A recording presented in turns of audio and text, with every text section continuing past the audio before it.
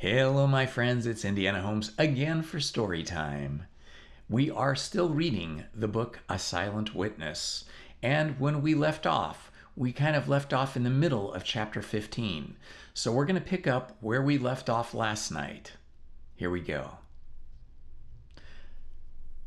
I am very sorry for the worthy person, especially as we are going to play him a rather shabby trick presently.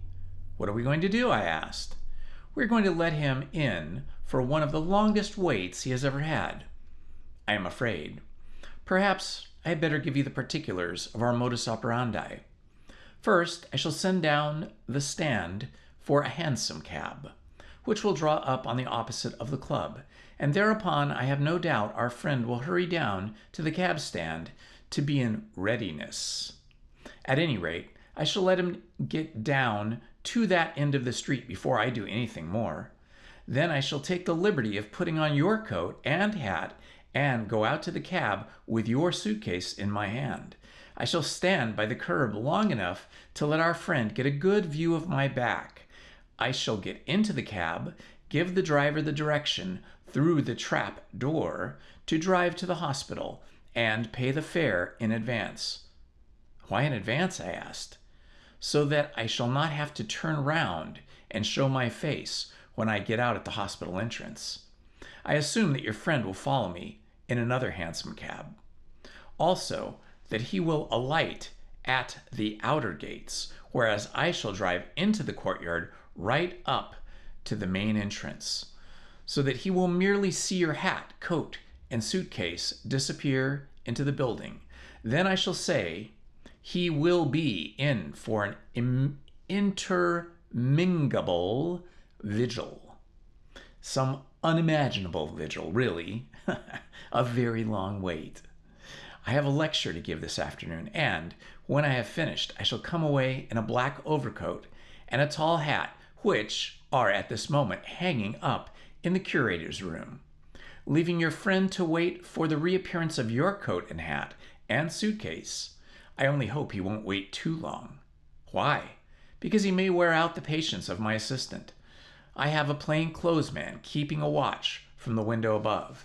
If your friend sets off in pursuit of your garments, as I anticipate, the plainclothesman will go straight to the hospital and take up his post in the porter's college, which, as you know, commands the whole street outside the gates. And what have I got to do? First of all, you will put your toothbrush in your pocket. Never mind about your razor, and let me try on your hat, in case we have to pad the lining or something so that it'll fit on my head. Then, when you've seen your friend start off in pursuit and are sure the coast is clear, you will make straight for my chambers and wait there for me. And supposing the chappie doesn't start off in pursuit, supposing he twigs the imposture, then the plainclothesman will go out and threaten to arrest him for loitering, with intent to commit a felony. That would soon move him on out of the neighborhood, and the officer might accompany him some distance and try to get his address. Meanwhile, you would be off to King's Bench Walk. But wouldn't it be simpler to just run the Johnny in any case? Then we should know all about him. No, it wouldn't do. The police wouldn't actually make an arrest without information. And if they did proceed, they would want me to appear. That wouldn't suit me at all. Until we obtain some fresh evidence, I don't want this man to get any suspicion that the case is being investigated. And now I think the time has come for a move. Let us go to the cloakroom and see if your hat fits me sufficiently well. It was not a good fit, being just a shade small, but as it was a soft felt, this was not a vital defect. The overcoat fitted well enough, though a trifle long in the sleeves, and when Thorndyke was fully arrayed in his borrowed plumage, his back view, so far as I could judge, was indistinguishable from my own. "If you will take out your toothbrush and hand me your suitcase," said he, "I will send for a hansom, and then we will watch the progress of events from the dining-room window." I handed him the green canvas case, and we returned to the dining-room, and there, When he had ordered the cab, we took up a position at the window, screened from observation by the wire blinds. Our friend, said Thorndyke, was walking towards the right end of the street when we saw him last. As the cab stand is at the left-hand end, we may hope to look upon his face once again. As he spoke, the air was rent by the shriek of the cab whistle, and the leading hansom began immediately to bear down on the club. It had hardly come to a rest at our door when a figure appeared from the opposite direction, advancing at a brisk walk on our side of the road.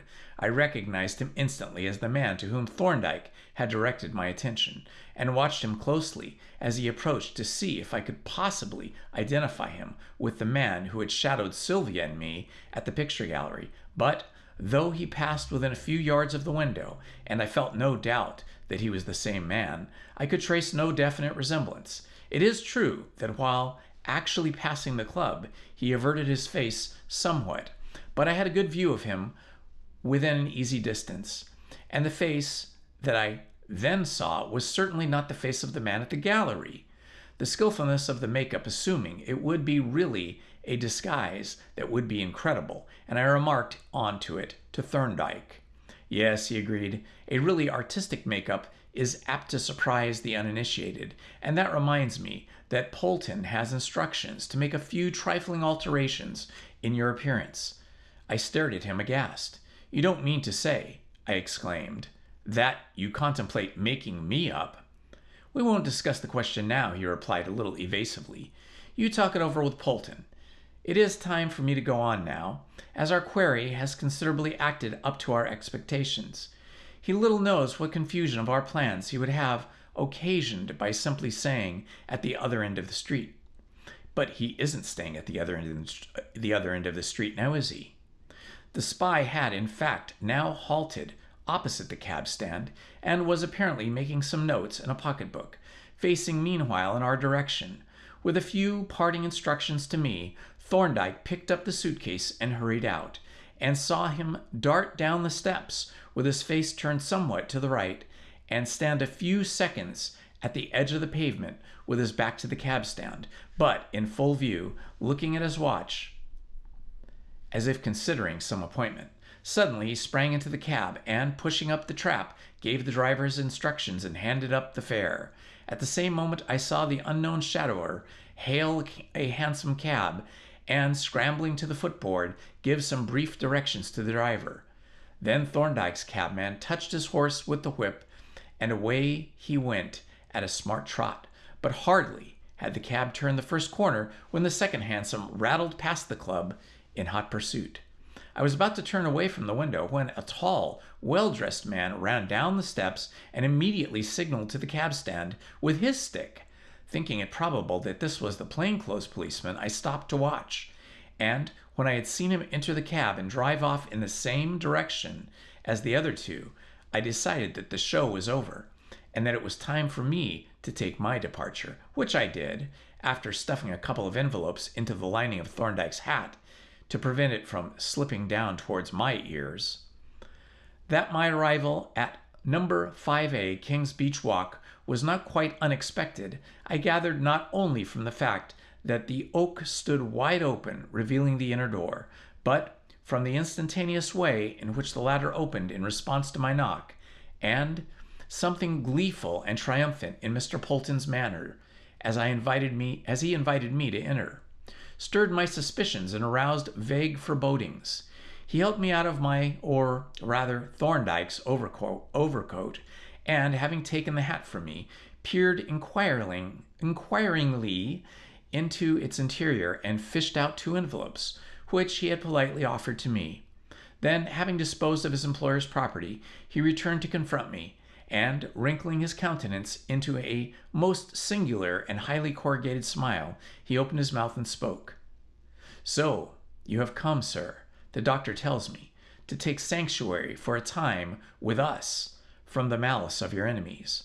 I don't know about that, I replied, but there is a cockeyed transformationist who seems to be dodging about after me, and Dr. Thorndyke thinks I had better give him the go-by for the present. And very proper too, sir. Discretion is better part of valor, as the proverb says, though I really could never see that in any part at all.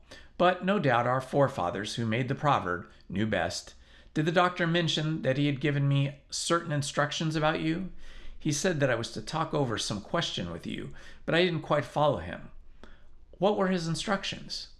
Polton rubbed his hands and face and became more crinkly than ever.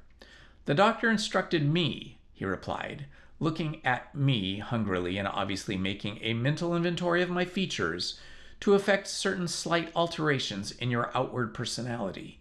Oh, did he? Said I. And what does he mean by that? Does he mean that you are to make me up as an old woman? Or a minstrel? Not at all, sir, replied Polton. Neither of those characters would be at all suitable.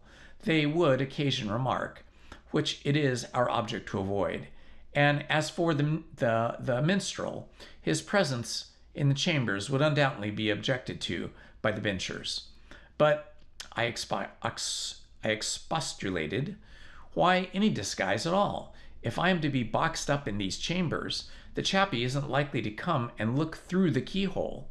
He wouldn't say anything if he did, said Polton. I fitted these locks. But you see, sir, many strangers come to these chambers, and then, too, you might like to take a little exercise about the inn or the gardens. That would probably be quite safe if you were unrecognizable, but otherwise I should think inadmissible. And really, sir, he continued persuasively, if you do a thing at all, you may as well do it thoroughly. The doctor wishes you to disappear. Then disappear completely. Don't do it by halves. I could not but admit to myself that this was reasonable advice. Nevertheless, I grumbled a little sulkily. It seems to me that Dr. Thorndyke is making a lot of unnecessary fuss. It is absurd for an able-bodied man to be sneaking into a hiding place and disguising himself like a runaway thief. I can offer no opinion to that, sir, said Polton. But you're wrong about the doctor. He is a very cautious man, but he is not nervous or fussy. You would be wise to act as he thinks best, I am sure. Very well, said I. I won't obstinate. When do you want to begin on me? I should like, replied Polton, brightening up wonderfully at my sudden submission, to have you ready for inspection by the time the doctor returns. If agreeable to you, sir, I would proceed immediately. Then in that case, said I, we had better adjourn to the green room forthwith. If you please, sir, replied Polton, and with this, having opened the door and cautiously inspected the landing, he conducted me up the stairs to the floor above, the rooms of which appeared to be fitted as workshops and laboratories. In one of the former, which appeared to be Polton's own special den, I saw my watch hanging from a nail, with a rating table pinned above it, and proceeded to claim it. I suppose, sir, said Polton reluctantly, taking it from its nail and surrendering it to me, as you are going to reside on the premises, and I can keep it under observation, you may as well wear it. The present rate is plus 1.3 seconds daily, and now I will trouble you to sit down on this stool and take off your collar. I did as he bade me, and meanwhile he turned up his cuffs and stood a little way off, surveying me as a sculptor might survey a bust on which he was to work. Then he fetched a large cardboard box, the contents of which I could not see, and he fell to work.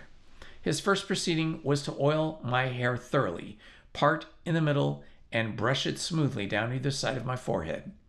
Next, he shaved off the third of a yellowish eyebrow, and having applied some sort of varnish or adhesive, he proceeded to build up, with a number of short hairs, a continuation of the eyebrows at a higher level. The result seemed to please him amazingly, for he stepped back and viewed me with an exceedingly selfish, satisfied smirk. "It is really surprising, sir," said he, "how much expression there is in the corner of an eyebrow. You look a completely different gentleman already." "Then," said I, "there is no need to do any more. We can leave it at this." "Oh, no, we can't, sir," Polton replied hastily, making a frantic dive into the cardboard box. "Begging your pardon, sir, it is necessary to attend the lower part of the face. In case you should wish to wear that hat, which would cover the hair and throw the eyebrows into shadow. Here he produced from the box an undeniable false beard of the torpedo type and approached me, holding it out as if he were a poultice. "You are not going to stick that beastly thing on my face?" I exclaimed, gazing, as it were, with profound disfavor. "Now, sir," protested Polton, "pray be patient. We will just try on, and the doctor shall decide if it is necessary." With this, he proceeded to affix the abomination to my jowl with the aid of some sticky varnish that had previously been used, and having attached a mustache to my upper lip, worked carefully round the edges of both with a quantity of loose hair, which he had stuck on the skin with an adhesive liquid and afterwards trimmed off with scissors. The process was just completed, and he had all stepped back more to admire his own work when an electric bell rang softly in the adjoining room. "There's the doctor," he remarked. "I'm glad we are ready for him. Shall we go down and submit our work for inspection?" I assented readily, having some hopes that Thorndyke would veto the beard, and we descended together to the sitting room, where we found that Jervis and his principal had arrived together. As to the former, he greeted my entrance by staggering back several paces with an expression of terror, and then seated himself on the edge of the table and laughed with an air of enjoyment that was almost offensive, particularly to Polton, who stood by my side, rubbing his hands and smiling with devilish satisfaction. "I assume," Thorndyke said gravely, "that this is our friend Jardine." "It isn't," said Jervis. "It's Shopwalker from Wallace. I recognized him instantly." "Look here," I said with some heat. "It's all very well for you to make me up like Charlie's aunt and then jeer at me, but what's the use of it? The 5th of November's past." "My dear Jardine," Thorndyke said soothingly, "you are confusing your sensations with your appearance. I dare say that the makeup is rather uncomfortable, but it is completely successful, and I must congratulate Polton, for the highest aim of a disguise is the utter commonplace, and I assure you that you are now a most ordinary-looking person. Fetch the looking-glass from the office, Polton, and let him see for himself." I gazed into the mirror, which Polton held up to me with profound surprise. There was nothing in the least grotesque or unusual in the face that looked out at me, only it was the face of an utter stranger, and, as Thorndyke had said, a perfectly commonplace stranger, at whom no one would look twice in the street. Grudgingly, I acknowledged the fact, but still objected to the beard. "Do you think it is really necessary, sir, to addition to the other disfigurements?" "Yes, I do," replied Thorndyke. "It is only a temporary expedient, because in a fortnight your own beard will have grown long enough to serve with a little artificial reinforcement. And," he continued, as Polton retired with a gratified smile, "I am anxious that your disappearance shall be complete. It is not only a question of your safety, although that is very urgent, and I feel myself responsible for you. As we are not appealing to the police, there are other issues, assuming, as we do the same, that some crime has been committed. The lapse of time must inevitably cause some of the consequences to that crime to develop.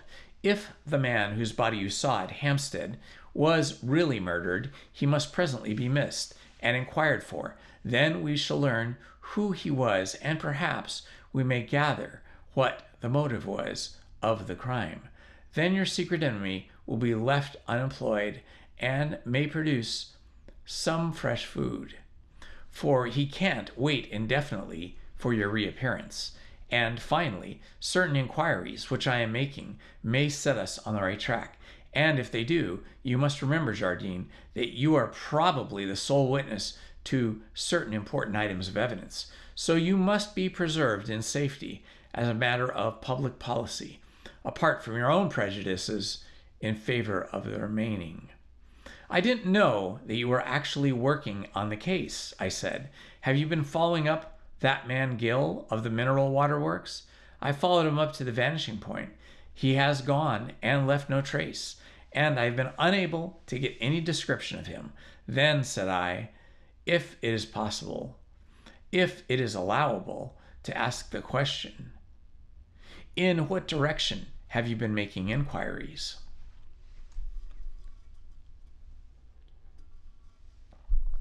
I've been interesting myself, Thorndyke replied. In the other case, that of your patient, Mr. Maddock, as the attacks on you seem to be associated with his neighborhood rather than the Hampstead, I've examined his will at Somerset House and am collecting information about the persons who benefited its provisions. Especially I am making some inquiries about a legatee who lives in New York, and concerning whom I am rather curious. I can't go into further details just now, but you will see that I am keeping the case in hand, and you must remember that at any moment fresh information may reach me from other sources.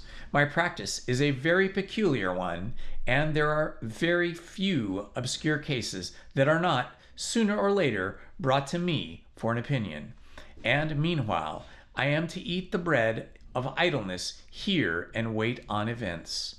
You won't be entirely idle, Thorndyke replied. We shall find you some work to do, and you will extend your knowledge on the medico-legal practice. You will write a shorthand fairly well, don't you? Yes, I can draw a little bit. I can do some shorthand, if that's of any use. Both accomplices are of use. These accomplishments can be useful at times like these. Even if they are not, we should have to exercise them for the sake of appearances.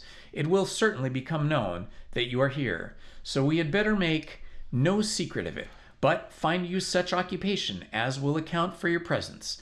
And as you will have to meet strangers now and again, we must find you a name. What do you think of William Morgan Howard? It will do as well as any other, I replied. Very well. Then, William Morgan Howard, let it be. And in case you might forget your alias, as the crooks are constantly doing, we will drop the name of Jardine and call you Howard even when we are alone. It will save us all from an untimely slip.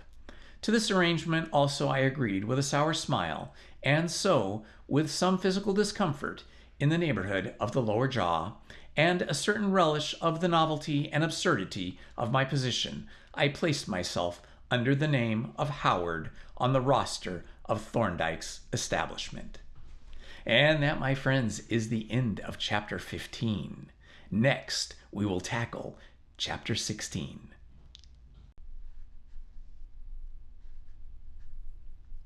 Hello, my friends, it's Indiana Holmes again, and we continue with A Silent Witness.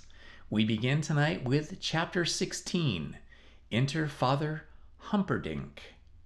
On the following, my and Thorndyke's masterly retreat from Salter's Club, the plainclothes officer called to make his report, and even before he spoke, I judged from his rather sheepish expression that he had failed. And so it turned out. He had waited in the porter's lodge, he told us, until midnight, keeping a watch on the watcher, who, for his part, lurked in the street, always keeping in sight of the hospital and whiling away the time by gazing into shop windows. The spy had evidently failed to recognize Thorndyke, for when the latter left the hospital in company with one of the physicians, he had given only a passing glance at the open carriage in which the two men sat. After the shops had shut, the persevering shadow-wearer had occupied himself with a sort of dismal sentry go up and down the street, disappearing into the darkness and reappearing at regular intervals. Once or twice the plainclothes man went out and followed his quarry in his perambulations, but not considering it prudent to expose himself too much to view, he remained mostly in the lodge. It was after one of these sallies that the mischance occurred. Returning to the lodge, he saw the spy pass the gates and disappear up the dark street. He looked after the usual interval for him to reappear, but the interval passed and there was no reappearance. Then the officer hurried out in search of his quarry, but found only an empty street. Even the apparently inexhaustible patience of the spy had given out at last, and so the quest had ended. I cannot say that Thorndyke's impressed me as being deeply disappointed. In fact, I thought that he seemed, if anything, rather relieved at his emissary's failure. This was Jervis's opinion also, and he had no false delicacy about expressing it. Well, Thorndyke replied, as the fellow thrust himself right under my nose, I could hardly do less than make some sort of an attempt to find out who he is, but I don't particularly want to know.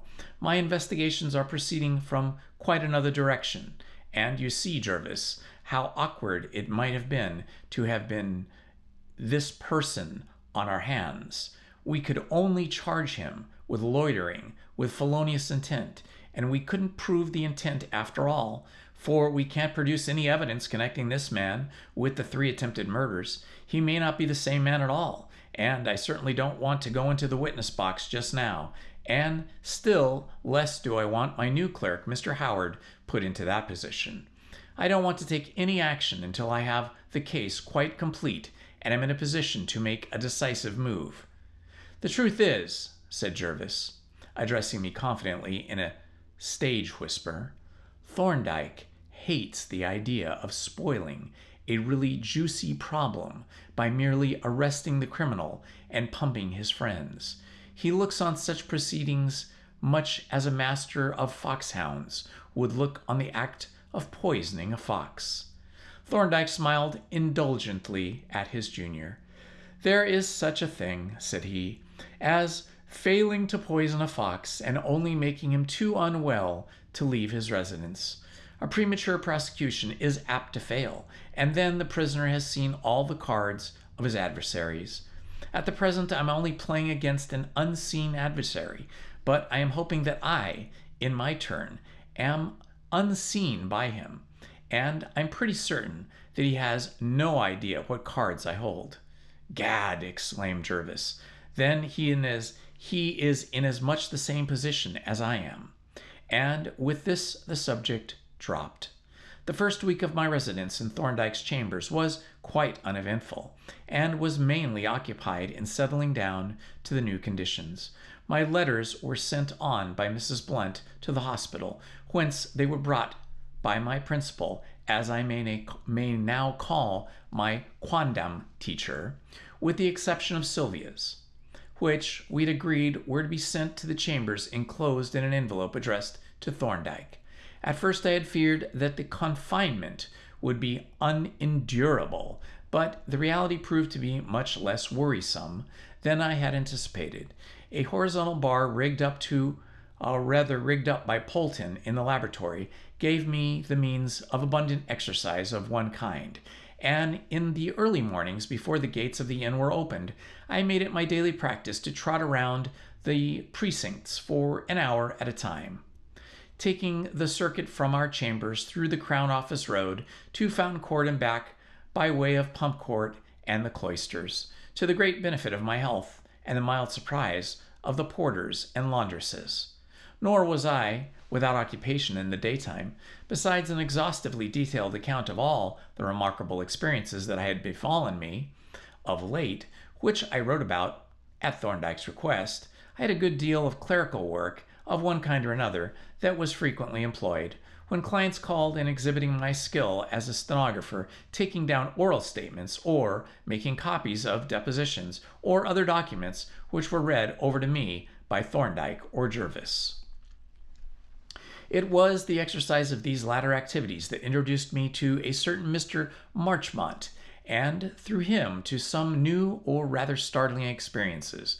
Mr. Marchmont was a solicitor, that is, a lawyer, and, as I gathered, an old client of Thorndyke's, for which he called one evening, about 10 days after my arrival, with a bag full of documents. He made sundry references to former cases by which I understood that he and Thorndyke had been pretty frequently associated in their professional affairs. I have got a lot of papers here, he said, opening the bag. of which I suppose I ought to have had copies made, but there hasn't been time, and I'm afraid there won't be, as I have to return them tomorrow. But perhaps, if you run your eye over them, you will see what is necessary to remember and make a few notes. I think, said Thorndyke, that my friend Mr. Howard will be able to help us by taking down the essentials in shorthand. Let me introduce you. Mr. Howard is very kindly assisting me for a time by relieving me of some of the extra clerical work. Mr. Marchmont bowed, and as we shook hands, looked at me, as I thought, rather curiously. Then he extracted the papers from his bag and, spreading them out on the table, briefly explained their nature.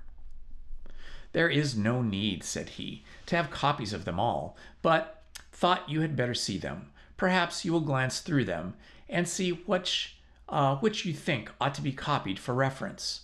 Thorndyke ran his eye over the documents, and having made one or two brief notes of the contents of some, which he then laid aside, collected the remainder and began to read them out to me, while I took down the matter verbatim, interpolating Marchmont's comments and explanations on a separate sheet of paper.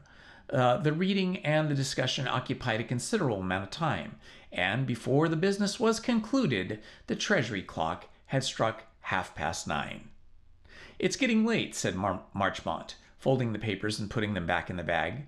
I must be going, or you'll wish me at Halifax, if you aren't doing so already. He snapped the fastening of the bag and, grasping the handle, was about to lift it from the table when he appeared to recollect something, for he let go of the handle once more and faced my principal. By the way, Thorndyke, said he, there is a matter on which I have wanted to consult you for some time past, but couldn't get my client to agree.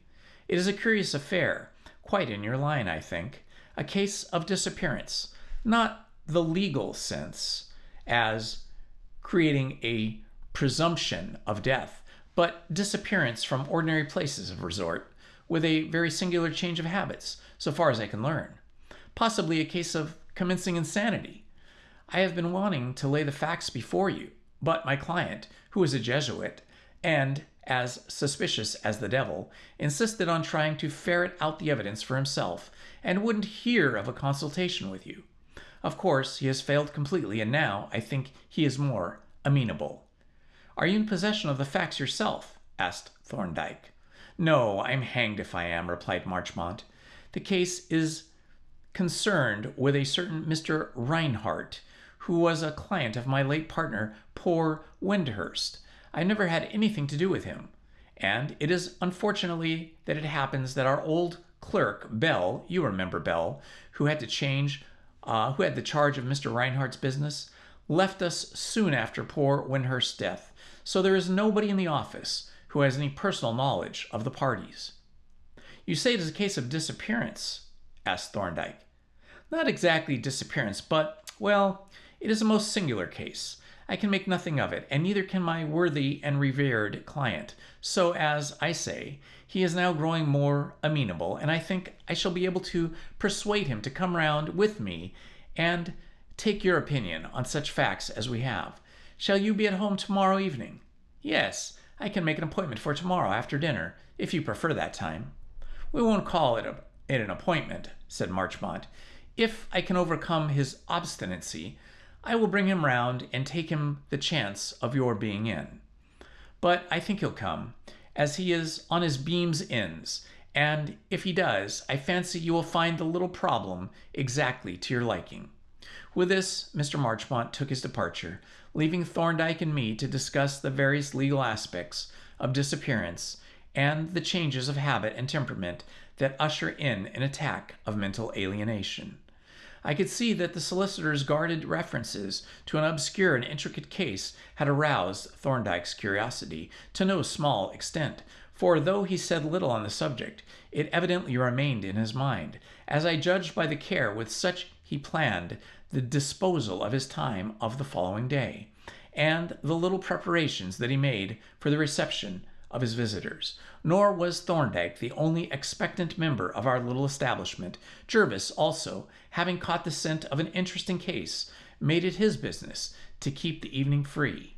And so it happened that when 8 o'clock struck the temple bell, it found us gathered round the fire, chatting on indifferent subjects, but all three listening for the expected tread on the stairs. It is to be hoped, said Jervis, that our reverend friend won't jib at the last moment. I always expect something good from Marchmont. He doesn't get flummoxed by anything, simple or commonplace. I think we've had the most of our really thrilling cases through him. And seeing that Jardine has laid in 2 whole quarto note blocks and put those delightful extra touches to his already alluring get-up, there is no such person here as Jardine, Thorndyke interrupted. I beg your pardon, Mr. Howard. I should have said, but listen, there are 2 persons coming up the stairs. You had better take your place at the table, Howard, and look beastly businesslike. On the reverend gentleman will want you chucked out, and then you'll lose the entertainment. I hurried across the table and had just seated myself and taken up a pen when the brass knocker on our inner door rattled us as its announcement. Thorndyke strode across and threw open the door, and Mr. Marchmont entered with his client, and I looked at the letter. Or rather, I should say, I looked at the latter inquisitively, but only for a single instant. Then I looked down and tried to efface myself utterly, for Mr. Marchmont's client was none other than the cleric with whom I had travelled from Folkestone to London. The solicitor ushered in his client with an air of but half-concealed triumph, and proceeded with exaggerated geniality to do the honors of introduction. "Let me make you known to one another, gentlemen," said he. "This is the very Reverend Father Humperdinck. These gentlemen are Dr. Thorndyke, Dr. Jervis, and Mr. Howard, who will act on this occasion, and as recording an angel to take down in writing the particulars of your very remarkable story." Father Humperdinck bowed stiffly. He was evidently a little disconcerted at finding so large an assembly, and glanced at me, in particular, with undistinguished disfavor, while I, my oiled hair, deformed eyebrows, false beard notwithstanding, perspired with anxiety lest he should recognize me. But however unfavorably the Reverend Father may have viewed our little conclave, Mr. Marchmont, who had been watching him anxiously, gave him no chance of raising objections, but proceeded to open the matter forthwith. "I have not brought any digest or precis of the case," said he, "because I know you prefer to hear the facts from the actual parties, but I had better give you a brief outline of the matter of our inquiry. The case is concerned with a Mr. Vitalis Reinhardt, who has been closely associated with Father Humperdinck for very many years past, and who has now, without notice or explanation, disappeared from his ordinary place of resort, ceased from communication with his friends, and adopted a mode of life quite alien from and inconsistent with his previous habits. Those are the main facts, stated in general terms. And the inquiry to which you referred," said Thorndyke, "concerns itself with 3 questions," replied Marchmont, and he proceeded to check off on his fingers. "First, is Vitalis Reinhardt alive or dead? Second, if he is alive, where is he? Third, having regard to the singular change in his habits, is his conduct such as might render it possible to place him under restraint or to prove him unfit to control his own affairs?" To certify him insane, if I may put it so bluntly," said Thorndyke, "that question could be decided only on a full knowledge of the nature of the changes in the person's habits, with which, no doubt, you are prepared to furnish us. But what instantly strikes me in your epitome of the proposed inquiry is this: you raise the question whether Mr. Reinhardt is alive or dead, and then you refer to certain changes in his habits. But since a man must be alive to have any habits at all, the 2 questions seem to be mutually irreconcilable in relation to the same group of facts. Father Humperdinck nodded approvingly. "That is just our great difficulty," said he. Some things make me suspect that my friend Reinhardt is dead. Some other things make me feel certain that he is alive. I do not know which to think. I am completely puzzled. Perhaps, said Thorndyke, the best plan would be for Father Humperdinck to give us a detailed account of his relations with Mr. Reinhardt and the latter gentleman's habits as they are known to him, after which we could discuss any questions that suggest themselves and clear up any points that seem obscure. What do you say, Marchmont? It will be a long story, Marchmont replied doubtfully. So much the better, rejoined Thorndyke. It will give us the more matter for consideration. I would suggest that Father Humperdinck tells us the story in his own way, and that Mr. Howard take down the statement. Then we shall have the principal data and can pursue any issue that seems to invite further investigation. To this proposal Marchmont agreed, a little reluctantly, fortifying himself for the ordeal by lighting a cigar, and Father Humperdinck, having cast a somewhat disparaging glance at me, began his account of his missing friend, which I took down verbatim, and which now I reproduce, shorn of the speaker's picturesque but rather tiresome peculiarities of pronunciation. He said this: My acquaintance with Vitalis Reinhardt began more than 40 years ago, when we were both schoolboys in the Jesuit's house at Louvain. But I did not see much of him then, as I was preparing for the novitiate, while he was on the secular side. In spite of his German name, Vitalis was looked upon as an English boy, for his father had married a rich English lady and was settled in England, and Vitalis, being the only child, had very great expectations. When he left school, I lost sight of him for some years, and it was only after the war had broken out between Germany and France that we met again. I had then just been ordained and was attached as chaplain to a Bavarian regiment. He had come out from England as a volunteer to attend the sick and wounded, and so we met soon after the Battle of Saarbrück in the wards of a temporary hospital. But our career in the field was not long one. Less than a month after Saarbrück, our little force met a French division and had to retreat, leaving a number of men and guns and all the wounded in the hands of the enemy.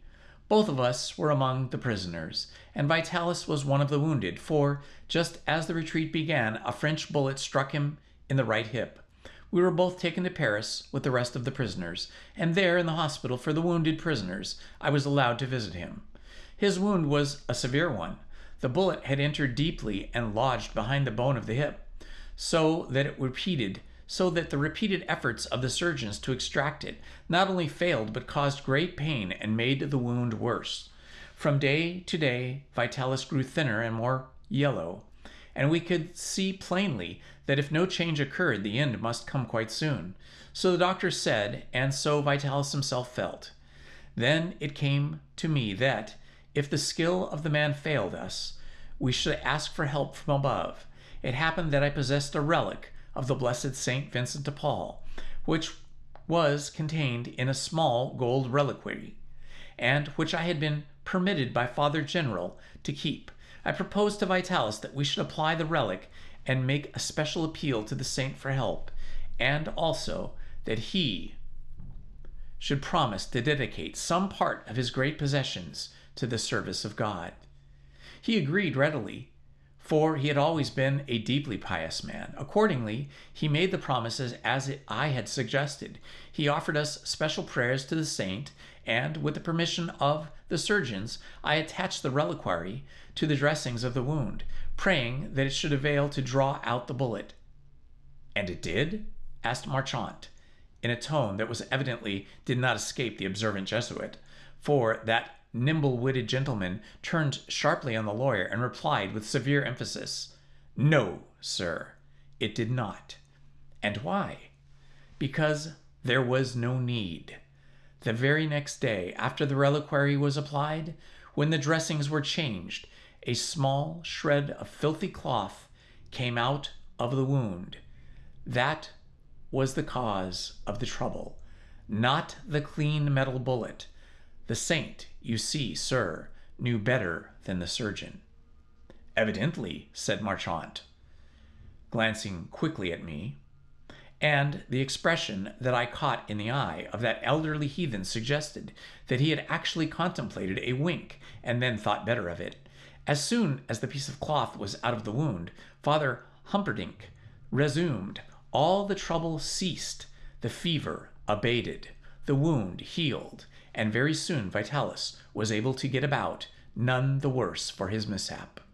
It was natural that he should be grateful to the saint who had saved his life, for though we look forward to the hereafter, we do not wish to die. Also, was it natural that he should feel a devotion to the holy relic, which had been the appointed instrument of his recovery?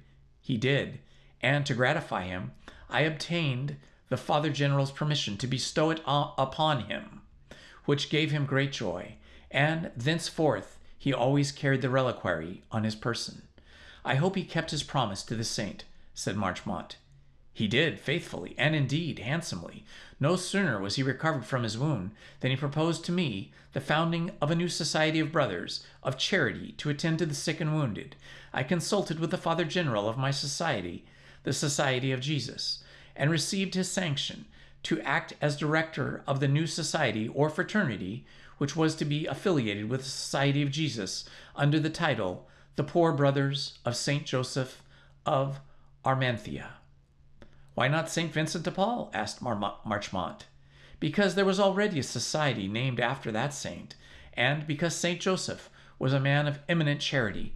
But I shall not weary you with a history of our society. It was founded and blessed by His Holiness the Pope.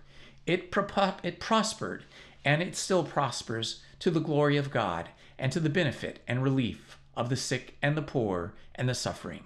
At first, Vitalis paid all the costs, and he has been a generous benefactor ever since. This is extremely interesting, said Marchmont, but you will excuse my asking, has it any bearing on your friend's disappearance? Yes, sir, it has, replied Father Humperdinck. As you shall perceive when my narrative gondin.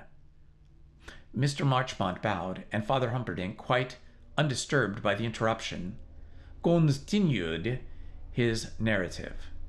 Our first house was established in Belgium, near Brussels, and Vitalis came to live with us in community. He did not regularly join the society or take any vows, but he lived with us as one of ourselves and wore the habit of a lay brother when in the house and the dress of one when he went abroad. This he has continued to do ever since.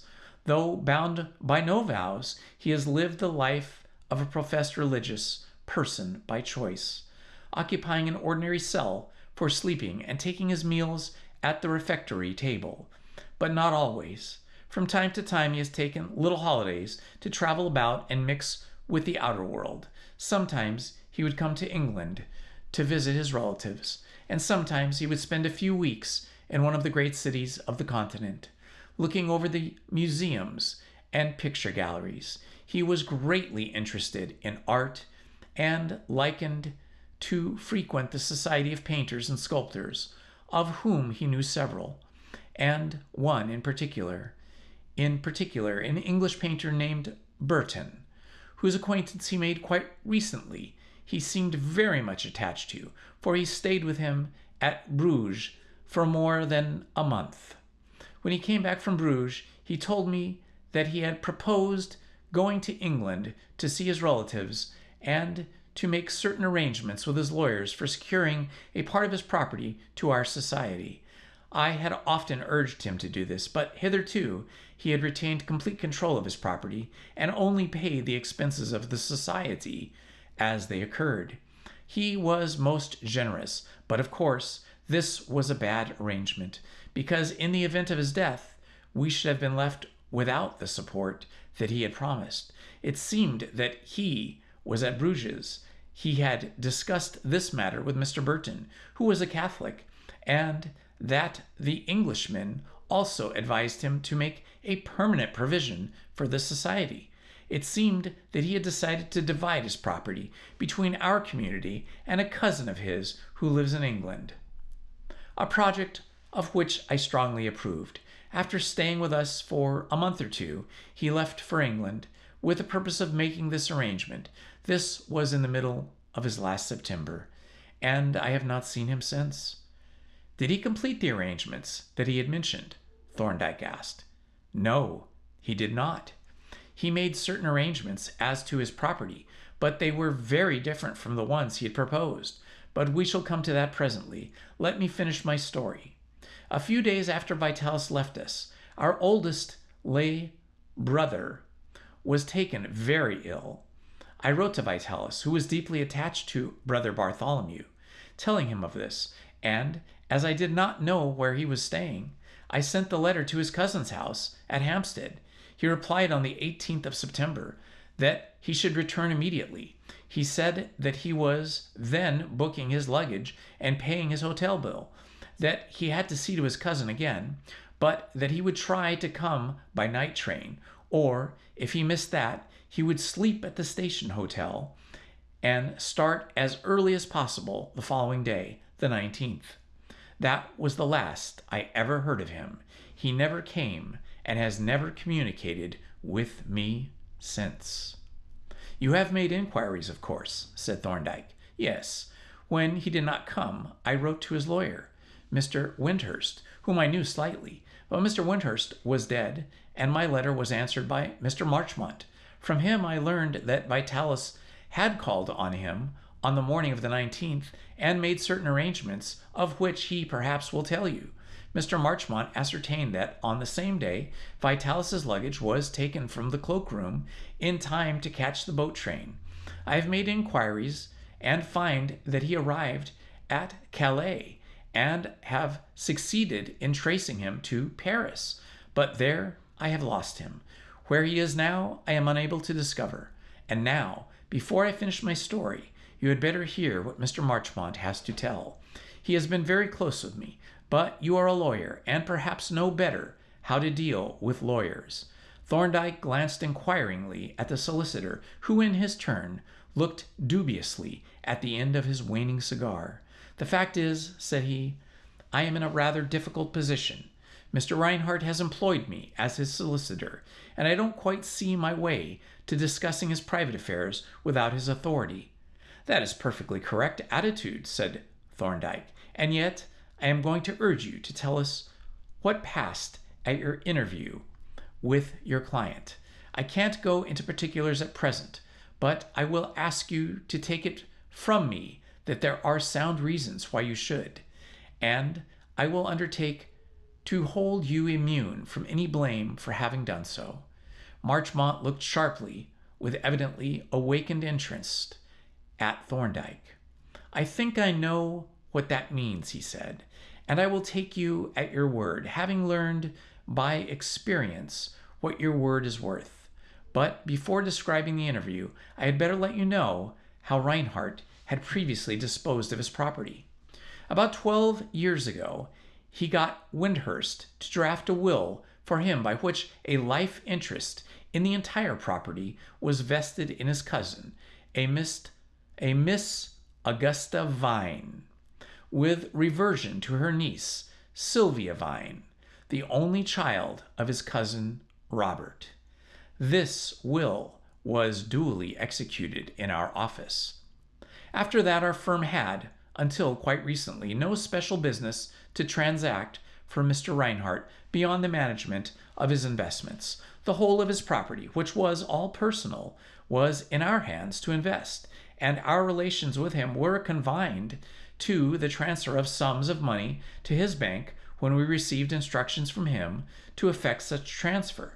He never called at the office, and latterly there has been no one there who knew him excepting Wyndhurst, who himself, and the clerk, Bell. The next development occurred last September. On the 17th, I received a letter from him, written at Miss Vine's house at Hampstead, saying that he had been discussing his affairs with her and that he should like to call on me and make some slight alterations in the disposal of the property. I replied on the 18th, addressing my letter to him at Miss Vine's house, making an appointment for 11 o'clock on the morning of the 19th. He kept the appointment punctually, and we had a short interview, at which he explained the new arrangements which he wished to make. He began by saying that he had found it somewhat inconvenient living, as he did, on the continent, to have his account at an English bank. He proposed, therefore, to transfer it to a private bank at Paris, conducted by a certain Mr. M. Desire, or Desiree, or rather, to open an account there, for he did not suggest closing his account at his English bank. Do you know anything about this M. Desiree? Asked Thorndyke. I did not, but I have since ascertained that he is a person of credit, quite a substantial man, in fact, and that his business is chiefly that of a private banker and agent to the officers of the army. Well, Mr. Reinhardt went on to say that he had become rather tired of the monotonous life of a lay brother, which he, after all, was not, and wished for a little freedom and change. Accordingly, he intended to travel for a time, which was his reason for employing M. Desiree, and did not propose necessarily to keep anyone informed of his whereabouts. He was a rich man, and he had decided to get some advantage from his wealth, which really did not seem to me at all unreasonable. He added that he had no intention of withdrawing his support from the Society of the Poor Brothers. He merely intended to disassociate himself personally from it, and he suggested that any occasions that might arise from the pecuniary assistance should be addressed to him under cover of M. Desiree. Finally, he desired me to transfer £1,000 stock to his new agent 7 days from the date of our interview, and gave me authority in writing to that effect, in which he instructed me to accept M. Desiree's receipt as a valid discharge. And you did so? Asked Thorndyke. Certainly I did, and I hold M. Desiree's receipt for that amount. Okay, my friends, I think I need to stop for this evening. We are midway through chapter 16, and we will continue this tomorrow night. Thank you for joining me. This has been Indiana Holmes, and love to you all. Good night. Please hit the like button, subscribe, and hit the notifications button. Thank you very much.